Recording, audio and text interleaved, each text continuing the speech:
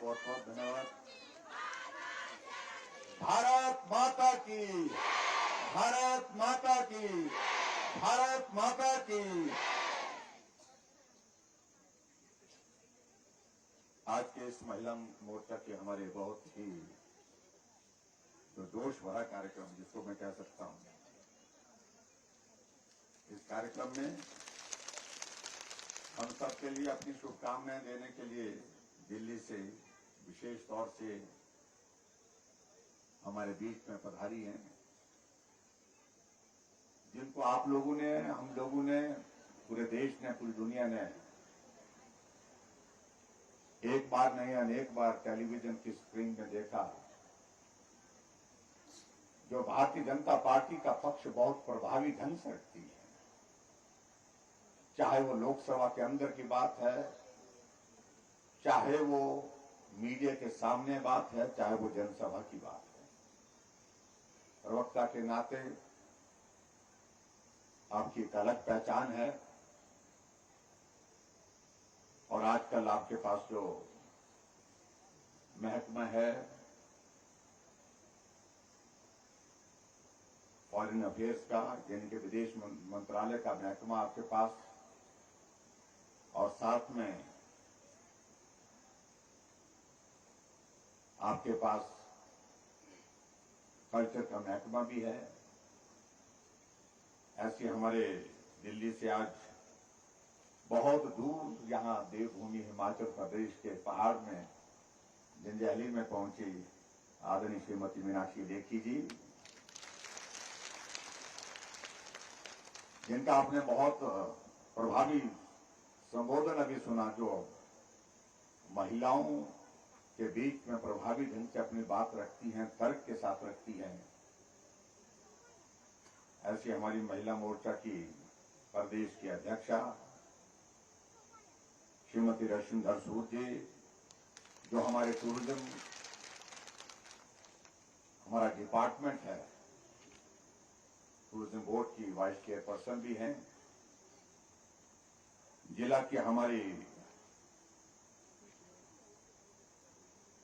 महिला मोर्चा की अध्यक्षा और काउंसलर श्रीमती सुमन ठाकुर जी, प्रदेश की महिला मोर्चा की महामंत्री, जो बहुत जोश भरे शब्दों में अपनी बात कही, विद्यार्थी परिषद में जब काम करते थे तो बहुत जबरदस्त प्रभावी भाषण देती थी, और आज भी उसी भाषा में उसी तरह की आपकी जो है वो जो तेज तरार छवि है। मांचली ठाकुर जी हमारे बीच में दिल्ली से हमारी मदद करने के लिए आए, पूर्व विधायक श्री मनोज कुमार जी और राणा जी हमारे पहले परिचित हैं। यहाँ सत्यप्रकाश राणा जी, जो आप एक पूर्व विधायक हैं दिल्ली से, जो मदद करने के लिए हिमाचल प्रदेश में यहाँ आए हैं। महिला मोर्चा की हमारी मंडल की अध्यक्षा और जिला परिषद की सदस्य, जिनने गीत भी गाए, और मुझे मालूम नहीं मीनाक्षी जी को कितना समझ में आया, ये पहाड़ी भाषा में गाया है, अपनी यहाँ की जो हमारी भाषा है, जो डायलेक्ट है। तो किमदासी जी बहुत अच्छी तरह से गाती हैं और अच्छी तरह से अपनी बात करती हैं। हमारे बीच में मंडल के अध्यक्ष भागीरथ जी, पार्टी के हमारे साथी गुलजारी लाल जी, भीषम जी, जिला परिषद की हमारी सदस्य रजनी ठाकुर जी, मीरा चौहान जी, ब्लॉक समिति की वाइस चेयरपर्सन भारती शर्मा जी, महिला मोर्चा के सभी पदाधिकारी। आज पुरुषों का नाम हम नहीं लेंगे भाई, आप बुरा माने चाहे अच्छा माने, लेकिन पुरुष खड़े हैं तो आपको भी मैं धन्यवाद करता हूं कि आपने महिलाओं के लिए कुर्सियां छोड़ी हैं।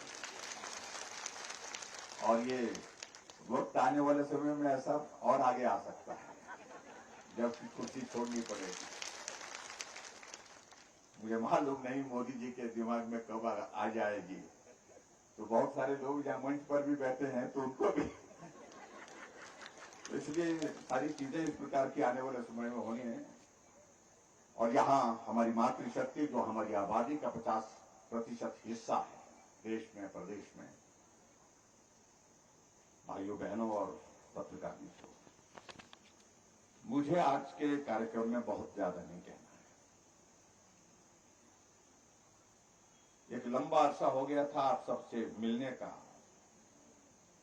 सामूहिक रूप से मिलना नहीं हो पा रहा था, अलग अलग जहां कहीं चलते चलते मिलना हुआ, काम के सिलसिले में मिलना हुआ, इस तरह से।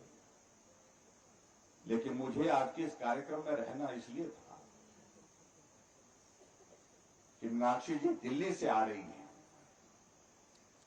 और दिल्ली से यहां पर आए तो हम उनकी जो है हम उनका स्वागत करें यहां पर। इसलिए मेरा ये दायित्व तो बनता था कि मैं इनका अभिनंदन करने के लिए यहां पर हूं।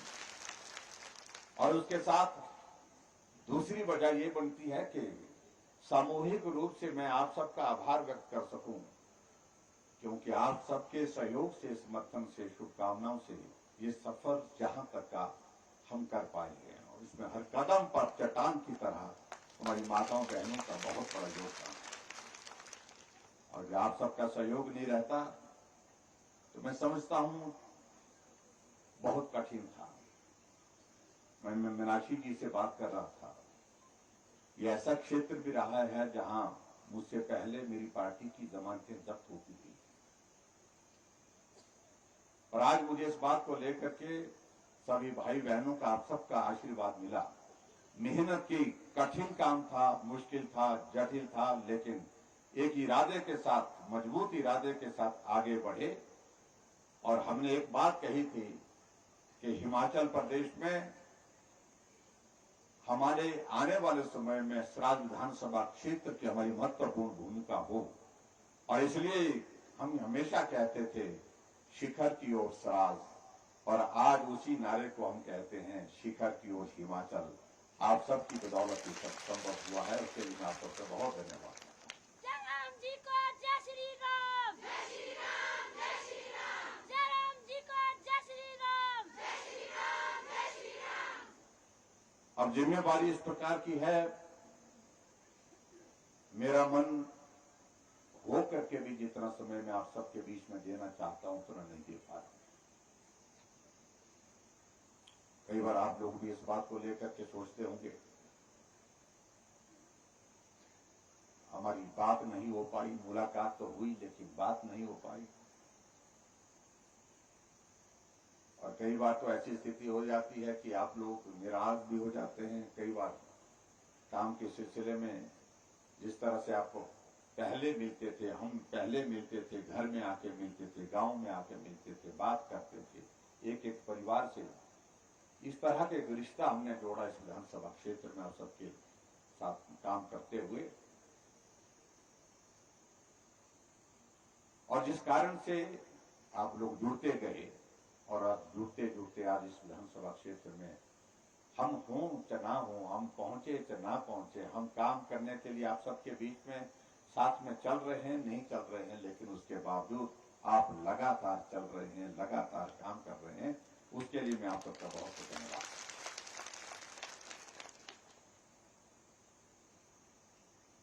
यहां महिला मोर्चा की अध्यक्ष रश्मि जी ने बात कही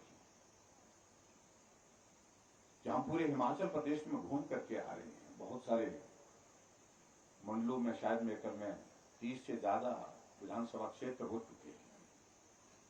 इनका अपना कार्यक्रम चल रहा है महिला मोर्चा का। मैं अपना हिमाचल प्रदेश के 75 वर्ष की इस यात्रा का जिक्र करने के लिए हिमाचल में निकला,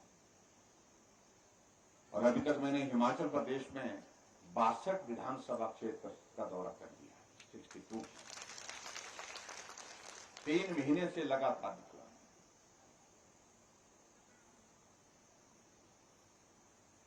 और आज मैं इस बात को जब मैं सुन रहा था, उन्होंने कहा कि अब की बार अगर हिमाचल प्रदेश में हम माहौल को जिस प्रकार से देख रहे हैं, भारतीय जनता पार्टी की सरकार तो निश्चित रूप से बनेगी, लेकिन उसमें सबसे बड़ी भूमिका, निर्णायक भूमिका अगर होगी तो हमारी माताओं बहनों की होगी, महिलाओं की।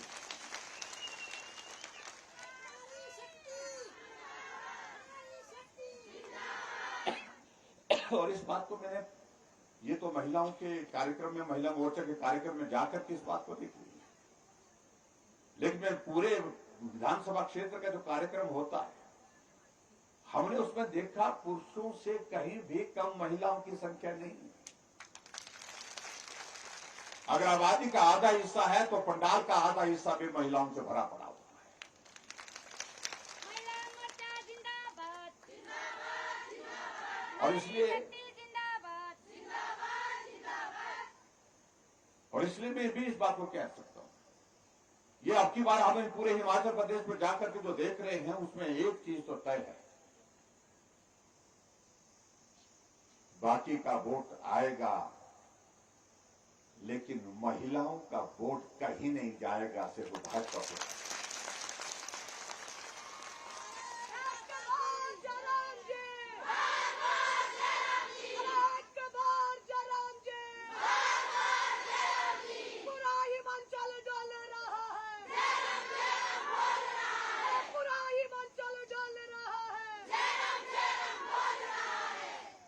क्योंकि हमारी योजना इस प्रकार से हमने केंद्रित की है, हमने फोकस किया है गरीब के करीब रह करके काम। और इस बात को आप लोगों ने देखा भी होगा, चाहे वो पेंशन देने की बात है। पहले पेंशन 80 साल के ऊपर के लोगों को मिलती थी, हमने 60 साल के ऊपर के लोगों को पेंशन का प्रावधान किया। जो सत्ता में आने की बातें कह रहे हैं,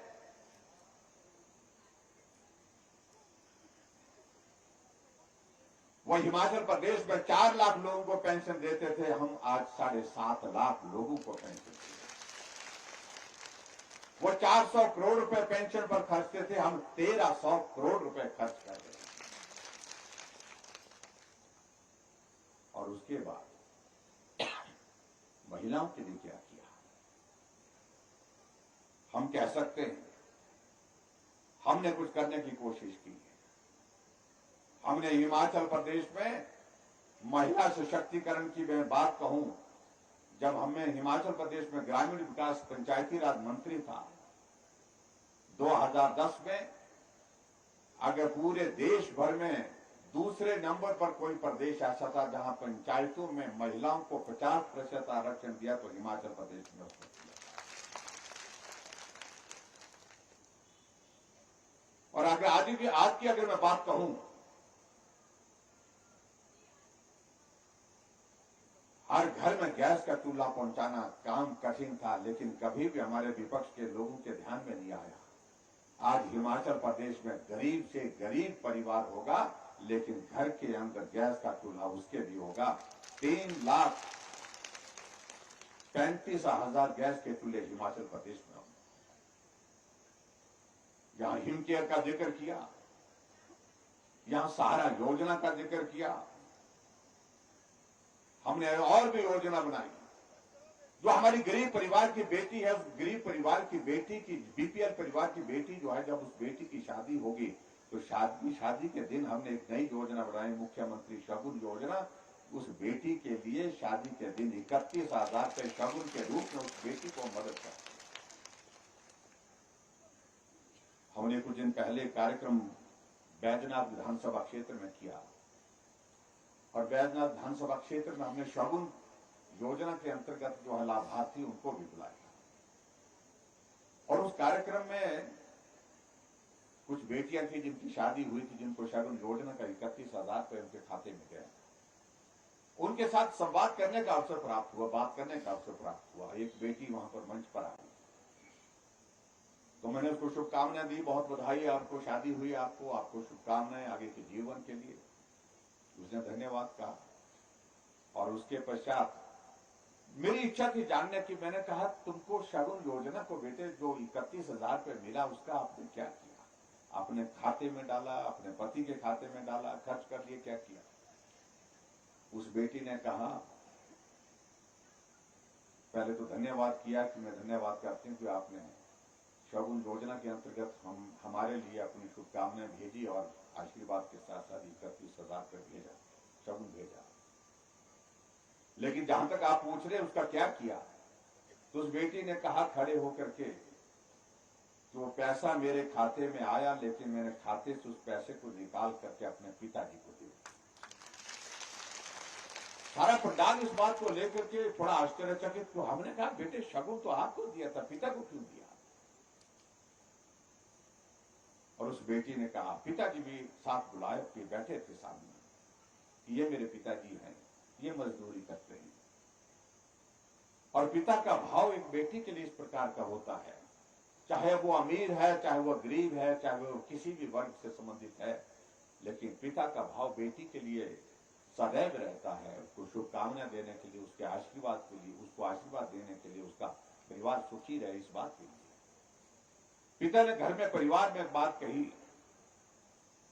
कि शगुन योजना ने उन्होंने कहा कि बेटी की शादी है तो सगे संबंधियों को बुलाना चाहिए, उनका आशीर्वाद देकर के बेटी को विदा करना चाहिए,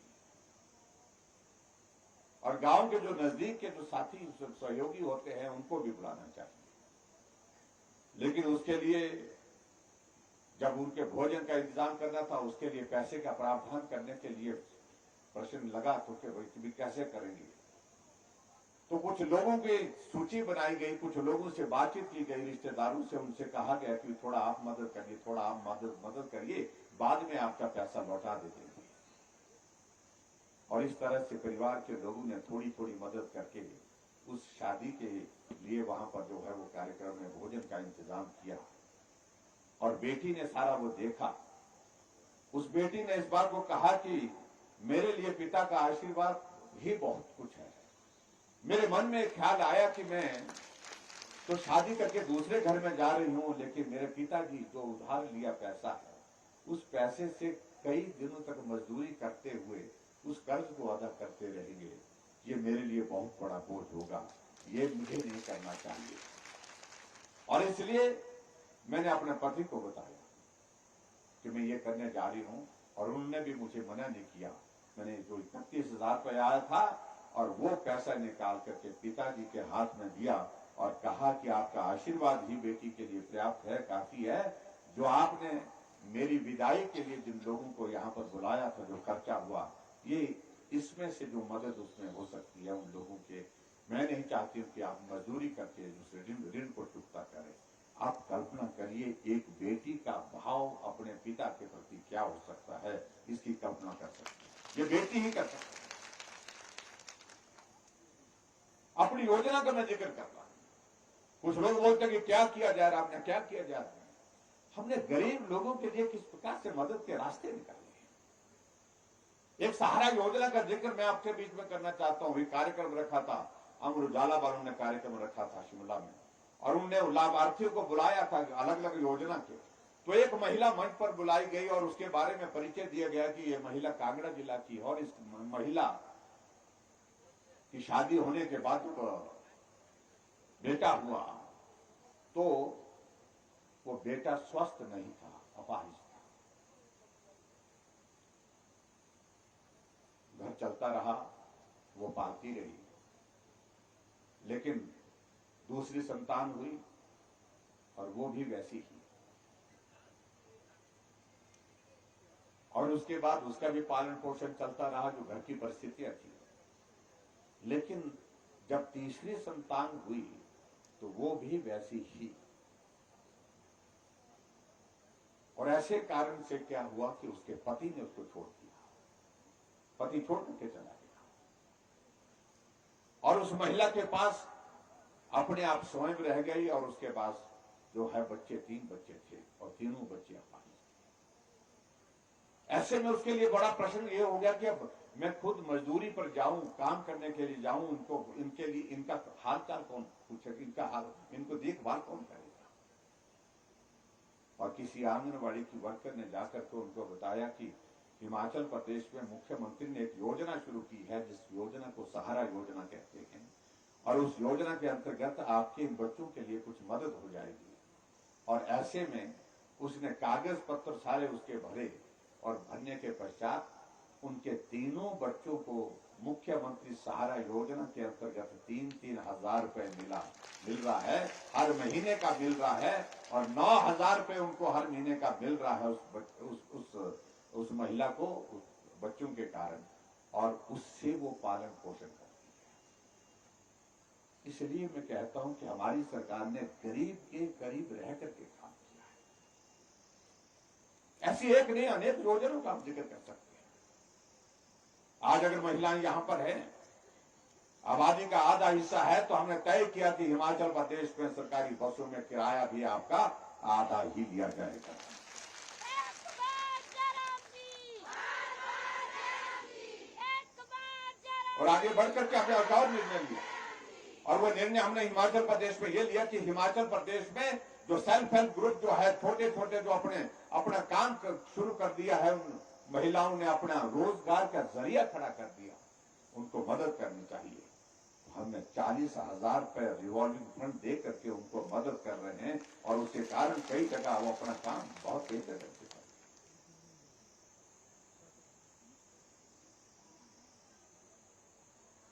और आगे बढ़कर के मुख्यमंत्री स्वावलंबन योजना के अंतर्गत हमने ये भी तय किया हिमाचल प्रदेश में, अगर कोई बेटी अगर मुख्यमंत्री स्वावलंबन योजना के अंतर्गत कोई काम शुरू करना चाह रही है, स्टार्टअप शुरू करना चाह रही है, तो सरकार की ओर से 1 करोड़ में से 35 लाख रुपए सब्सिडी, यानी कि 35% सब्सिडी महिला की। ऐसी योजनाओं के माध्यम से हम महिलाओं के उत्थान की दृष्टि से हम काम करने की कोशिश कर रहे हैं। मैं बहुत लंबी बात नहीं कहना चाह रहा हूं। आज जंजैहली में आना हुआ था, और जंजैहली में आकर के मुझे इस बात की खुशी है कि यहाँ पर भी हमने विभिन्न योजनाओं का उद्घाटन और शिलान्यास का कार्यक्रम यहाँ पर किया, और मैं ये भी देख रहा था कुल मिलाकर के आज लगभग 29 करोड़ रुपए के उद्घाटन और शिलान्यास आपके यहाँ पर हुए हैं। जंजैहली में एससी के पीडब्ल्यूडी का ऑफिस का शुभारंभ हुआ।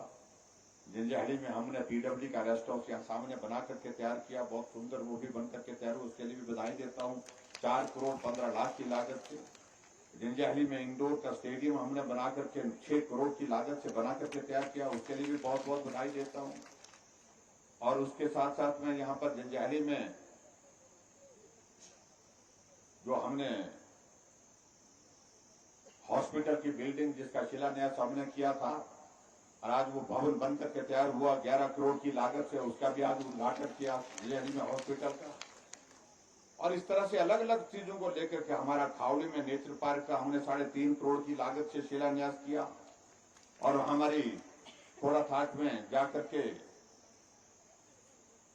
जो हमारी फाटा के साथ ऊपर पड़ता है, वहां पर 1 करोड़ 75 लाख की लागत से हमने जो नेचर पार्क का वहां पर उसका भी शिलान्यास किया। बहुत सारी योजनाओं पर उनको मैं जाऊंगा तो लंबा समय लगेगा।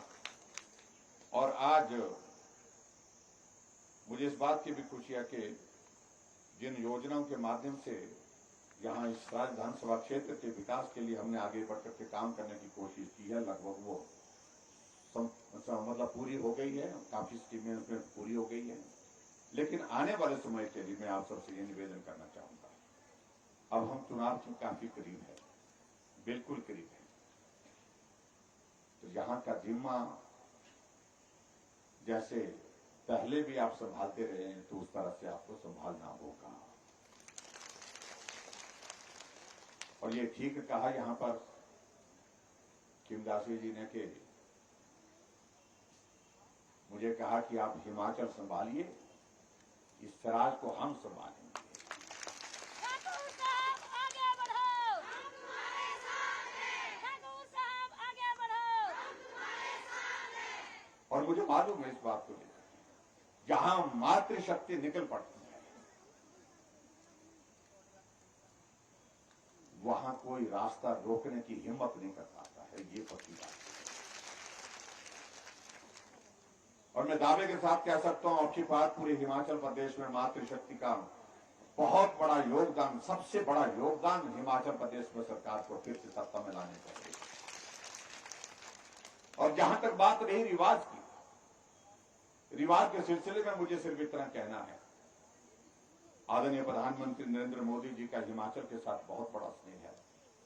हिमाचल के लिए सदैव वो मदद करते हैं, हट करके मदद करते हैं, जरूरत से जितनी जरूरत है उससे भी ज्यादा आकर के आगे मदद करते हैं। यह हमारा सौभाग्य है कि हिमाचल प्रदेश को अपने प्रधानमंत्री नरेंद्र मोदी जी कहते हैं कि मेरा दूसरा घर है तो हिमाचल है। केंद्र सरकार के 8 साल का कार्यकाल पूरा हुआ, और 8 साल के कार्यकाल को पूरा होने के बाद हिमाचल से उन्हें स्थान चुना। मैं शिमला के रिज के मैदान से पूरे देश को संबोधित करूंगा। मेरा 8 साल का कार्यकाल जो पूरा हुआ है और शिमला के रिज के मैदान में पहुंचे और रिज के मैदान से पहुंचने से पहले शिमला की माल रोड पर एक कोने से दूसरे कोने तक पैदल चल करके निकले। ऐसे हमारे देश के प्रधानमंत्री,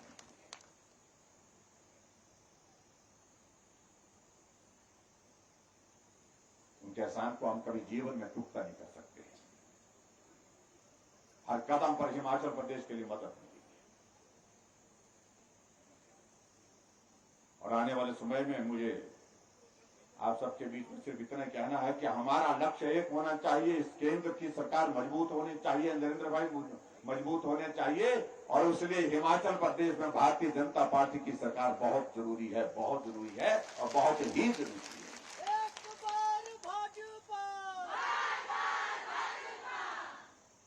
और जहां तक हमारे जो कांग्रेस के मित्र, उनके बारे में क्या कहना? आजकल कुछ लोग आकर के कह रहे हैं कि बेरोजगारी बढ़ गई, महंगाई बढ़ गई, इस तरह की बातें कहने की कोशिश कर रहे हैं।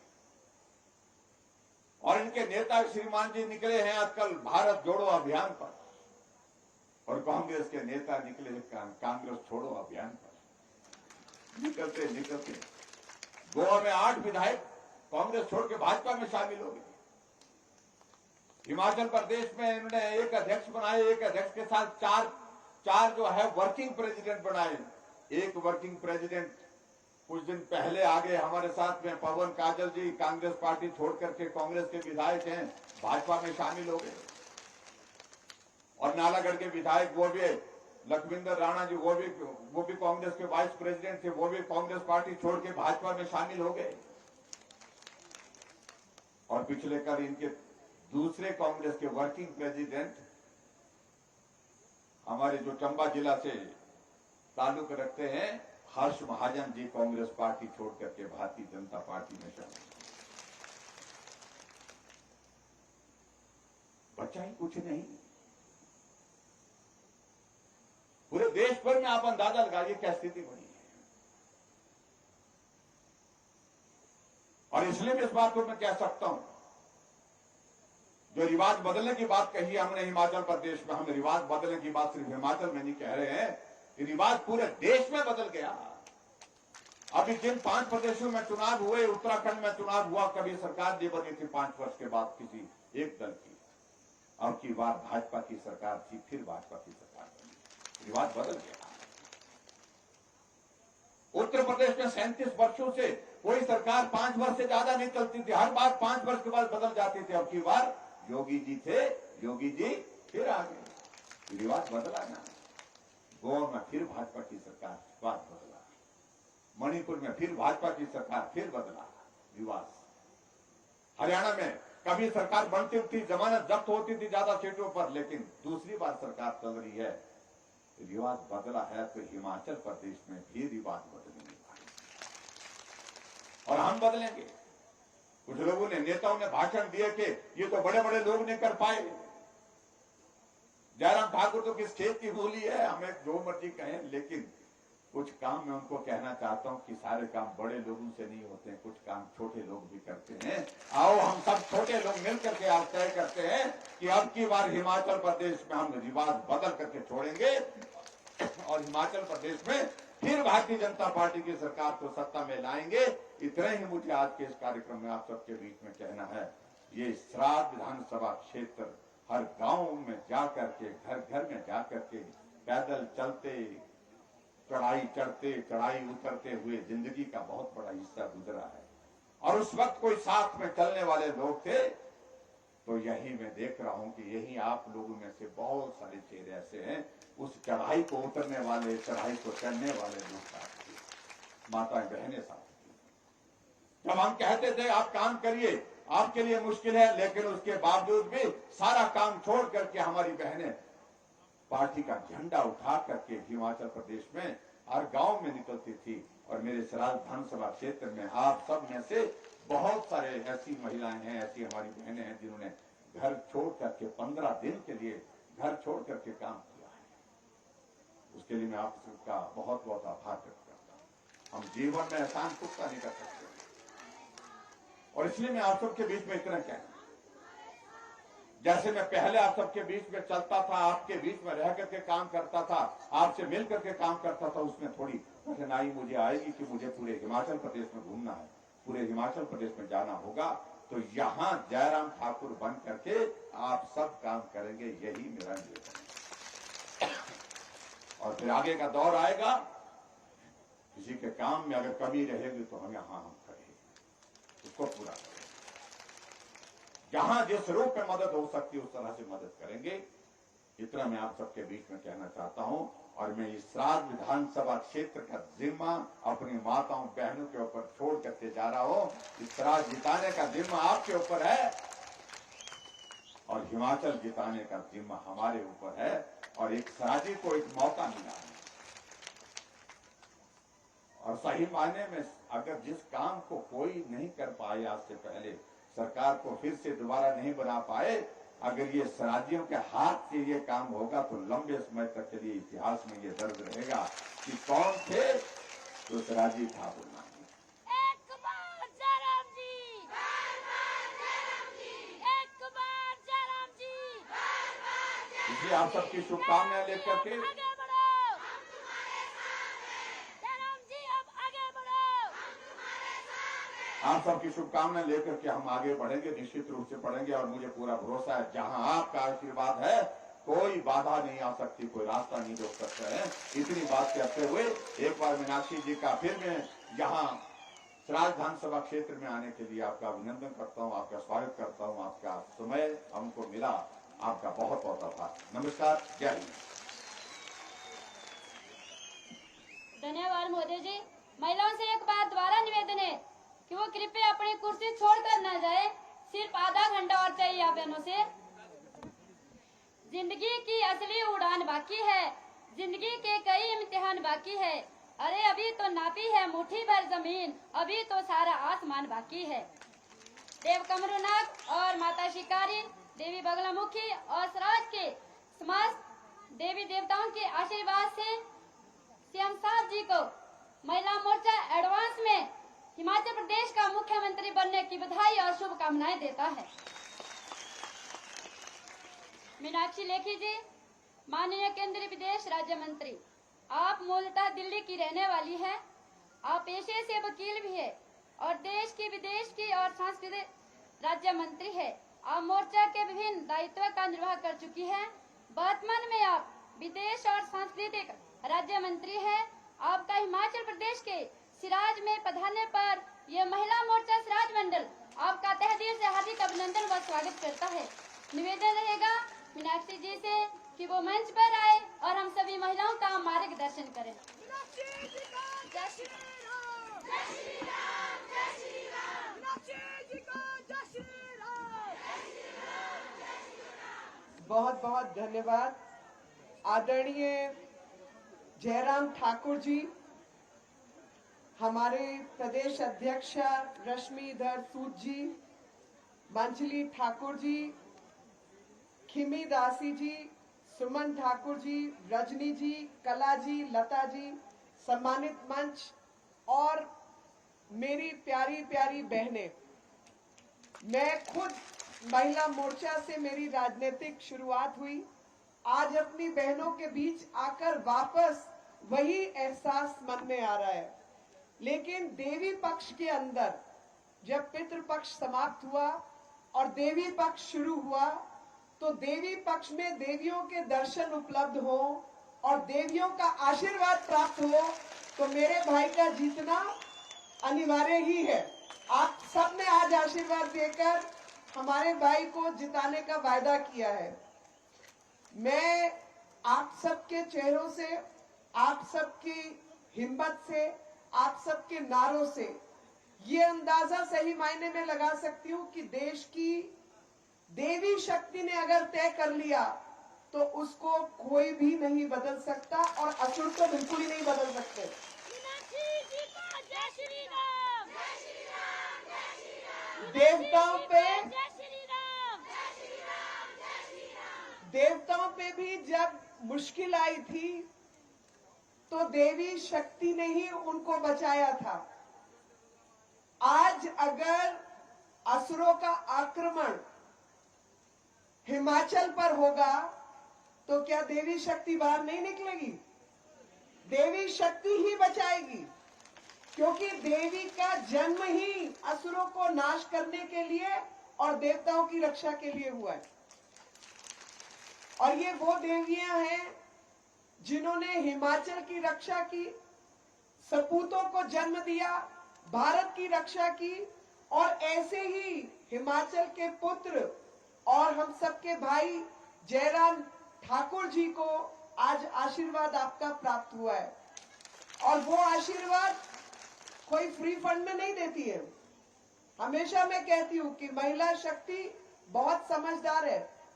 अगर महिलाओं की सूझबूझ हो तो कोई भी मुश्किल का हल निकाला जाता है, क्योंकि वो मुश्किल का हल ढूंढने वालों में होती हैं, मुश्किल बढ़ाने वालों में नहीं होती।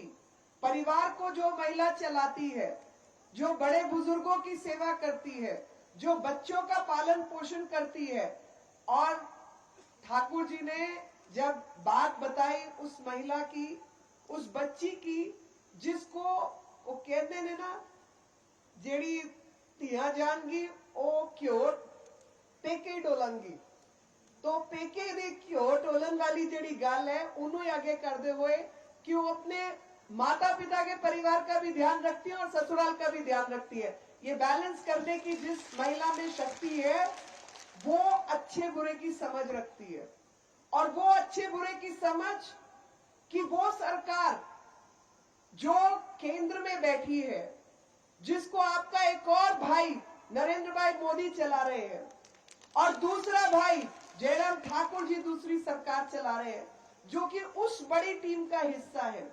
आप अंदाजा लगाइए, एक स्कीम जिसका नाम किसी ने नहीं लिया लेकिन मैं लेना चाहती हूँ, क्योंकि मैं महिला हूं और मुझे पता है कि घर के अंदर अगर 2 घंटे पानी नहीं आता तो आफत मच जाती है। शौचालय में क्या होगा, नहाने का क्या होगा, खाने का क्या होगा, बच्चों का क्या होगा, बड़े बुजुर्गों का क्या होगा, पानी नहीं है, पानी नहीं है, पानी नहीं है। ऐसा होता है ना, हम सबके साथ होता है। लेकिन हर घर में नल से जल पहुंचना चाहिए। आप मुझे बताओ, जिन लोगों के हाथ में शासन 70 साल रहा, उनका क्या नतीजा था? 70 साल के अंदर 8 करोड़ घरों में नल से जल पहुंचा। 2 साल पहले ये स्कीम हिमाचल में लागू हुई। केंद्र सरकार की स्कीम है। पहली बात तो जब केंद्र सरकार कोई और हो और प्रदेश में सरकार कोई और हो तो केंद्र की स्कीमें लागू ही नहीं होती है और अपने ठप्पे लगाने का काम करते हैं। मैं दिल्ली से आती हूँ, वो उदाहरण आपको बाद में बताऊंगी। इतना दुर्गम पहाड़ी क्षेत्र, मुझे मनोज जी बता रहे थे कि भाई मैं यहाँ पर हूँ, बाकी मैंने कहा ये तो आप स्वर्ग में हैं, तो बोले हाँ स्वर्ग में हूँ, लेकिन स्थिति कठिन रहती है, यहाँ पर परिश्रम अधिक रहता है क्योंकि ऊंचाई निचाई इतनी ज्यादा है।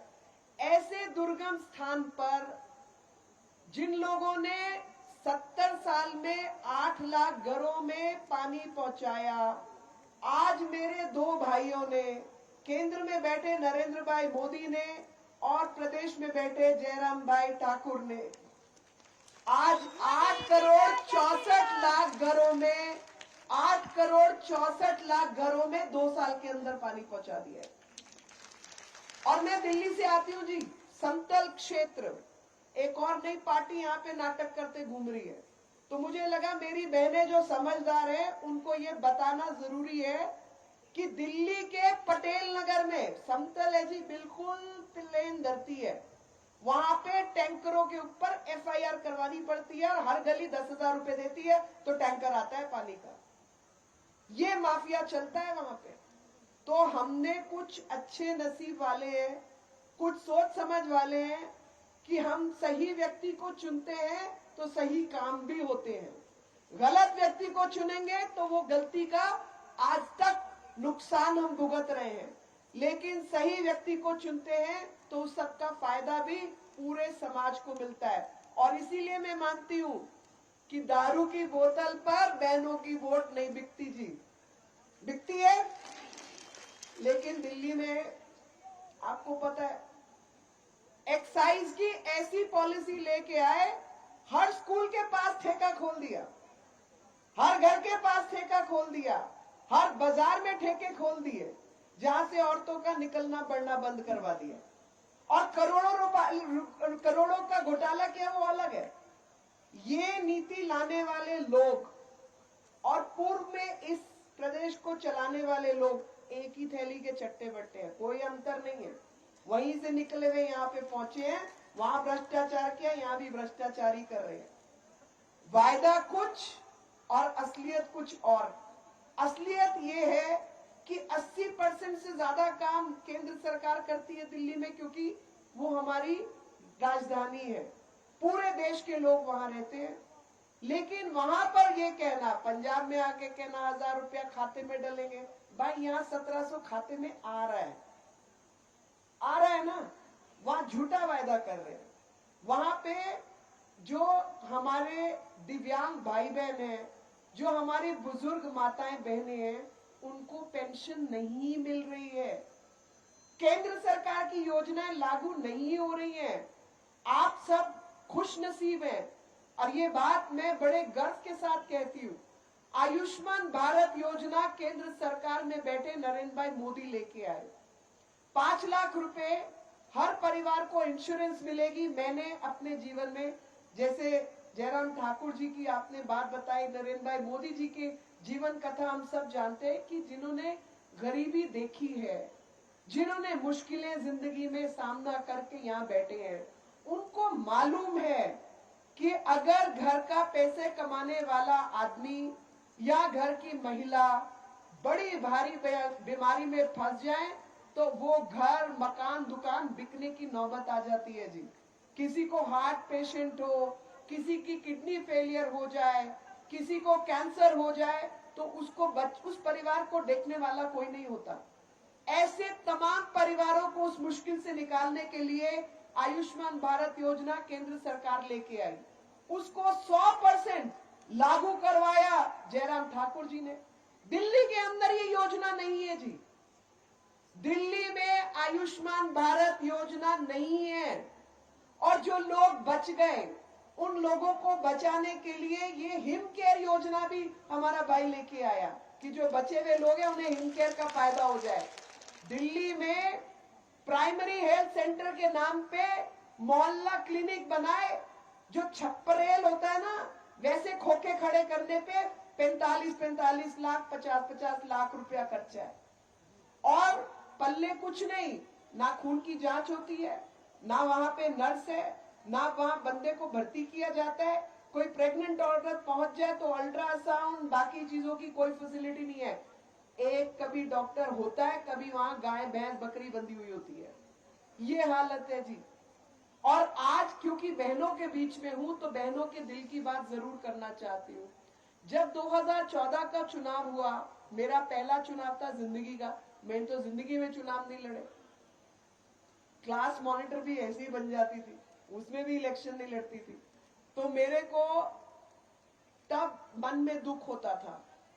दिल्ली जैसी जगह जो भारत की राजधानी है, वहां हम गली से निकलते थे एयरपोर्ट पे जहाज पकड़ने के लिए, तो वहां पे लोग लाइन लगाकर बैठे होते थे सुबह 4 बजे।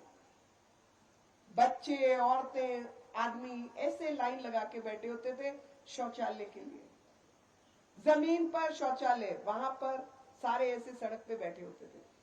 आप मुझे बताओ, शौचालय जैसी सुविधा हर आदमी को जिसने जन्म लिया है, उसको ये पता है कि व्यक्ति को शौचालय जाना होता है, पता है ना जी। तो 70 साल लगते हैं समझने के लिए कि शौचालय बनाना भी होता है। 70 साल लगे इस देश में 20 करोड़ शौचालय बनाने के लिए।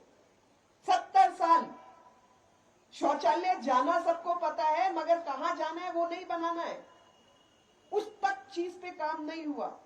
मगर ये सब योजनाएं पूरी तरीके से आपके प्रदेश में लागू हुई, क्योंकि यहाँ पर केंद्र की सरकार की मान्यता वाली, केंद्र सरकार की बातें जिम्मेवारी से निभाने वाली प्रदेश में भाजपा की सरकार थी, जिसका नेतृत्व जयराम ठाकुर जी जैसे एक विद्वान व्यक्ति के पास था। उज्ज्वला गैस, मैं सुन रही थी लाभार्थियों की बात, मैं वो भी सुन रही थी जब रश्मि जी बता रही थी कि एक महिला दराती से घास काट रही थी, पहाड़ से गिर गई, अपनी रीढ़ की हड्डी उसकी टूट गई। तो ऐसी हजारों महिलाएं हैं जो लकड़ी इकट्ठा जंगल से करके लाती थी 2 वक्त अपने घर के में बच्चों को रोटी खिलाने के लिए, और आए दिन पहाड़ से पेड़ से गिरकर रीढ़ की हड्डी टूटती थी और जिंदगी भर के लिए अपाहिज हो जाती थी। गैस का चूल्हा लाने से वो मुश्किल खत्म हुई या नहीं हुई? छाती में धुआं भरना बंद हुआ या नहीं हुआ? बीमारी कम हुई नहीं हुई? ये जो आम व्यक्ति की आम परेशानी है उसको दूर करने में हमारे सब भाई बहनों का योगदान है, और संभव हुआ कि केंद्र की दी हुई आदेश पर वो लोग ही पालन करेंगे जो मन में इज्जत रखते हैं। और आज मुझे प्रसन्नता है आप सबके बीच कहते हुए कि पानी, बिजली, सड़क, 6000 किलोमीटर की सड़क आपके प्रदेश को मिली है। सबसे अधिक बिजली बनाने वाला आपका प्रदेश है। सबसे पहले कोरोना के समय, पेंडेमिक के समय दवाई सबको लग जाए, सबको इंजेक्शन लग जाए, आज हम सब लोग बिना मास्क के पब्लिक में बैठे हैं। वो तब संभव हुआ जब प्रधानमंत्री जी ने 2 प्राइवेट कंपनियों को 3.5 हजार करोड़ रुपए दिए और भारत ने अपनी वैक्सीन बनाई। 1 डोज की कीमत अंतरराष्ट्रीय बाजार में 3800 रुपए से लेकर 5500 रुपए तक है। 3800 से 5500। एक परिवार में अगर 4 आदमी भी लगाओ तो कितने की हो गई जी? गरीब आदमी क्या खाएगा, क्या लगाएगा? सबको फ्री दवाई मिली। जयराम ठाकुर जी को जो वैक्सीन मिली वही वैक्सीन आपको मिली या नहीं? मिली या नहीं? जो वैक्सीन प्रधानमंत्री को मिली वो वैक्सीन मिली या नहीं? और सबने बारी बारी से ही लगाई। ये नहीं कि मैं मुख्यमंत्री हूं तो पहले जाके मैं दवाई लगवा लूं, ऐसा नहीं हुआ। पहले 60 से ऊपर वालों को लगाई, और उससे पहले जितने हमारे कोरोना वॉरियर्स थे, जितने हमारे नर्सेस थी, डॉक्टर्स थे, आंगनवाड़ी वर्कर्स थे, पुलिस वाले थे, मिलिट्री वाले थे, सफाई कर्मचारी थे, उन सबको पहले लगाई कि भाई वही नहीं बचेंगे तो हमें कौन बचाएगा। तो पहले उनको बचाना है, फिर हमारे बुजुर्ग माता पिता की उम्र के जो भाई बहन है उनको बचाना है। जब उनकी जिंदगी रहेगी तब हमारे जैसे लोगों की जिंदगी बचेगी। ये सब काम संभव हुआ क्योंकि केंद्र में और प्रदेश में एक ही पार्टी की सरकार थी, और ये मेरी समझदार बहनें अच्छी तरह समझती है ना जी? सब समझते हैं। अगर उल्टी खोपड़ी हो जो दिल्ली में है तो काम होते हैं क्या? पंजाब में काम हो गए क्या? नहीं हुए। जब केंद्र में भाजपा है और प्रदेश में भाजपा है तो जैसे हम कहते हैं ना कि कोई भी मशीन, पानी खींचने की मशीन भी लगाओ, अगर 2 मशीन लगेंगी तो तेजी से खींचेगा। बस चल रही है, इंजन ठीक है, हेलीकॉप्टर, जहाज, सब में 2 इंजन इसीलिए लगाते हैं कि दोनों में एक भी गड़बड़ हो तो दूसरा खींच के ले जाएगा। इसलिए डबल इंजन की सरकार चाहिए। कौन सी सरकार? जोर से बोलो भाई। थक गए हैं क्या सब? थक गए? बताओ भाई, थक गए? नहीं थके तो जोर से बताओ। डबल इंजन की सरकार चाहिए। कौन सी सरकार चाहिए? हाथ ऊपर करके, कौन सी सरकार चाहिए? कौन सी सरकार चाहिए? जयराम ठाकुर जी को, जयराम ठाकुर जी को, जयराम ठाकुर जी को, जयराम ठाकुर जी को। और यही डबल इंजन की सरकार अपनी माताओं बहनों को समर्पित है, क्योंकि प्रधानमंत्री जी ने जब पहले दिन संसद में कदम रखा तो यही कहा कि मेरी सरकार गरीब, किसान, मजदूर और उपेक्षित को समर्पित है।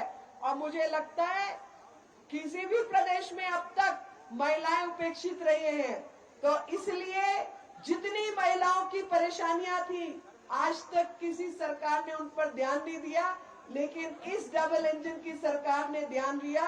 इस शब्दों के साथ आप सबका आभार, धन्यवाद। भारत माता की